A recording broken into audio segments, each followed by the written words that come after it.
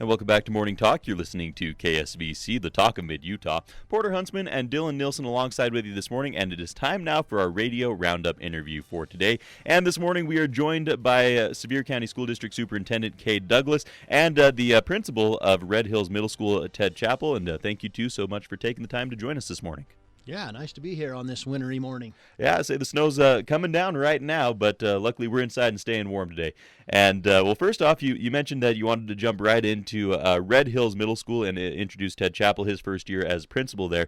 So I'll turn the time over to Ted, let him introduce himself. All right, thank you. Hey, I'm glad to be here.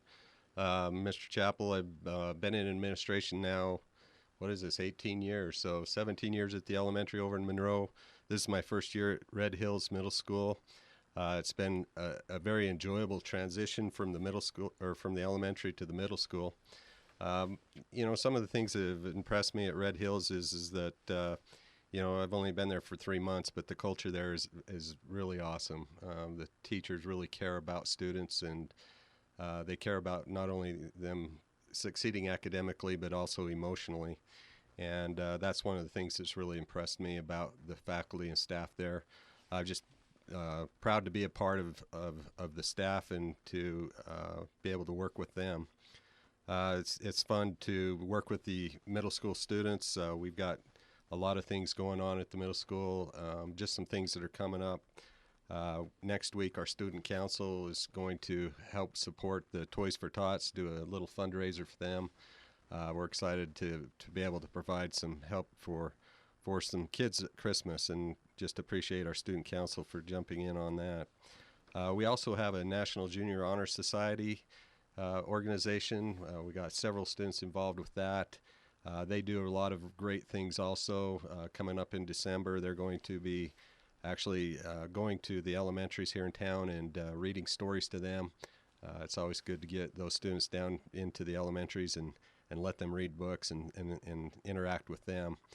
They're also going to do some things for some of the less fortunate in our area this December. So a lot of things going on. Also, we've got a great band and choir program.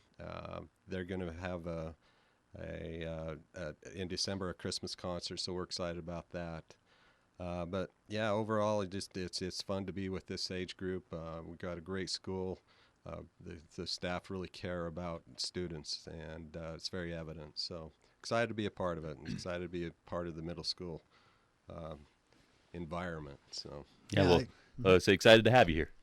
Well, I just wanted to add, I've worked with Mr. Chappell for many years, over 20 years that I've worked closely with him, and we're very appreciative that he is at Red Hills Middle School.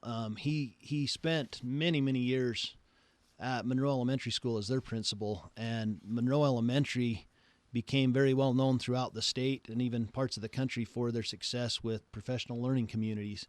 And Mr. Chappell really led out in that. Professional learning communities really, I guess in a nutshell, to say it in a brief way, is just a very strategic way of getting teachers to work together. Research shows again and again that when teachers work together, when they get out of isolation and share ideas and share data and work together, you accelerate learning. And several years that data came out from Monroe Elementary. They scored very, very well on assessments and student achievement, and they're a very data-driven school. And Mr. Chappell really accomplished a lot there. He worked there as their instructional coach, their literacy coach, and their principal. He has a very unique background because he's taught a lot of different grade levels. He spent years teaching first grade, which I think really helped him gain a strong foundation in literacy and how to teach kids how to read, and he brings all that knowledge and experience to Red Hills Middle School, which is fantastic. I know that's one of their big goals, is to fully implement professional learning communities, and they're already doing a great job, but this will just give them a chance to even polish it even more and encourage teachers to work better together and share data. It's a great school, Red Hill. I went there as a student, and it's a great school. I was going to say, I did substitute teaching for a couple of years a little while back, and I would say Red Hills Middle School. If I got a call for them, that was the one I was taking for that day. I don't know why. I love the environment there. Yeah, So good school, and thanks for the compliment. Appreciate that. You bet. Red Hills it's a great place to be. Middle school in general. I spent several years in my career at middle schools, and I love the middle school. Those kids are going through a lot of changes, and they need caring adults in their lives, and it's just middle school is a great time of their life, and Red Hills does a great job with those kids. They've got a great staff there, and some fun traditions. One thing I wanted to mention that was kind of cool, as my kids have gone through the system, I had a daughter that graduated the year before last, and they do a scholarship for Red Hills Middle alumni, which is quite impressive. Where in the state do you find a school and a middle school, a public school that actually provides a small scholarship? And I know my daughter applied for the scholarship. That's how I became aware of it, but pretty neat. So, one of the number one qualifying factor is that you have to have been a student at Red Hills Middle School. And they have a committee of student leaders that form the scholarship committee, and they award that scholarship. It's pretty neat. It's not a huge scholarship, but it helps. Yeah. Kind of a cool tradition. Yeah. And we'll be doing that again this spring. So Cool. Watch for that. Awesome. Right. Well, you mentioned there's a couple things going on throughout the district, Sevier School District, that you wanted to discuss today. So let's jump right into that. Yeah. I wanted to just mention to parents, I just double checked our calendar, and we've obviously got our Thanksgiving break coming up, and that always is the Wednesday, Thursday, Friday of Thanksgiving. So that'll be coming up, and then our Christmas break isn't far behind, and our last day of school in December is December 21st, and then we break, and our first day coming back is January 5th. So it's a pretty long Christmas break. Teachers will actually come back a little sooner for some professional development days on the 3rd and the 4th. And we always look forward to spending time with our teachers, just sharpening the saw and working together to improve our system. I also wanted to make your listeners aware of some very, very important dates that we have coming up. And it's for our Think Right Parent Night. And in Richfield, that will be held on November 29th at 6 p.m. And then in the South Sevier attendance area on December 1st at 6 p.m. We held the North Sevier Think Right Parent Night on November 3rd, so last week, and it was very, very well attended. We would always like to have more families, more community members, more parents attend these, but it went very, very well.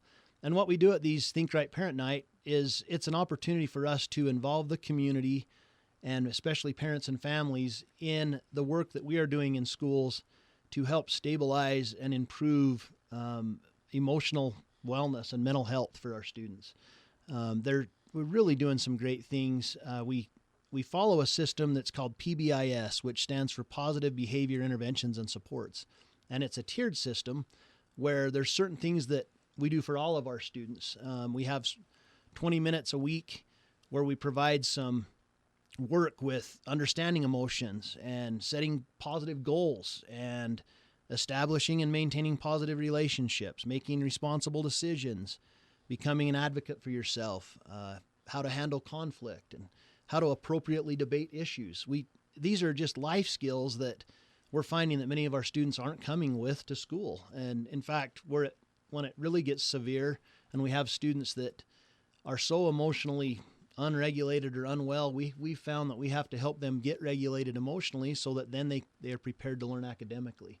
And it's working. We're really having some success in working with our students and ensuring that they're well, they feel safe, they're regulated to where they can learn academically. So we spend a little bit of time with all of our students on improving those things, managing emotions, the things I've already mentioned. And then we do, for students that are still struggling, we do small group. It's kind of our second tier in the model. We spend more time with them. One of my favorite strategies that I've been learning more about is called check-in, check-out, where we have a trusted adult at the building just check in every morning with those students and check out as they leave and make sure that they're okay, make sure they're on track. And it's quite strategic. There's quite a bit involved in that, but we're finding success, and that's helping students. And then we move them out of that, and they find they don't need it as much. But just a plug for parents and grandparents, that's, in my opinion, one of the most powerful things you can do for your child or your grandchild or a neighbor, a loved one, is check in and check out with them all the time. Just make that a habit. Always check in with your kids every morning. That should be the first thing you do, and you probably do that, parents. And then check out with them before they go to bed. Make sure they're regulated, they're doing well. Check in with them frequently. So we've got a very system-wide approach to this, where there's certain things that every member of the school does. Like I said, it's a tiered approach. So there's things we do for all kids. There's things we do for small groups. And then students that really even need more, we ensure that they get help outside of our community. We've partnered with just really literally dozens of community partners, mental health therapists, the hospital, our local clinics, religious leaders, as many people as we can get involved to help these students that need more help, that are in need of even more interventions and therapy. In fact, I think most of our listeners know, over the last 3 years, we've hired 6 mental health therapists to work in our schools. They're employed by the district. They're doing a tremendous job. Basically, every therapist is assigned to 2 schools, and they're in the buildings. They're working with small groups. They're working with teachers and coaching teachers, helping teachers improve supports for students. And then they work, obviously, with students one-on-one and help students get the help they need. So we have a really good model, and we feel like it's working. And again, these Think Right Parent Nights are just an opportunity for anyone that has any questions or concerns or thoughts or suggestions for us. We welcome their input.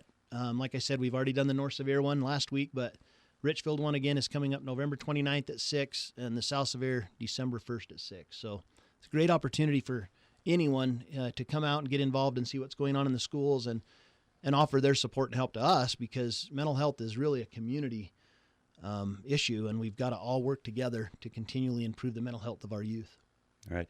Once again, joining us this morning, Sevier School District Superintendent Cade Douglas, as well as Principal of Red Hills Middle School, Ted Chappell. We appreciate you guys taking the time to join us. Unfortunately, we're running short on time, but is there anything else we failed to mention that we'd like to cover today? I think we're good. Just a shout out to all of our hardworking employees, especially our teachers and our leaders, our bus drivers, food service workers, custodians. I mean, they're all just... When I wake up on mornings like this and see the snow flying, which we are so appreciative of, by the way, we need that snow, we're praying for it. But I see those bus drivers lined up at the schools, dropping kids off and picking kids up after.